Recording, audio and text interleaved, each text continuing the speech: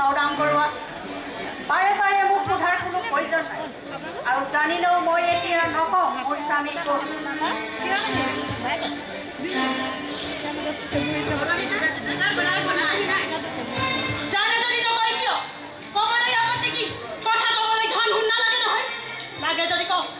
চাওদাং কৰোঁ কথা অলপ ভাবি গুণি কম এটা কথা মনত ৰাখিব মই খেলৰ পুতলা নহওঁ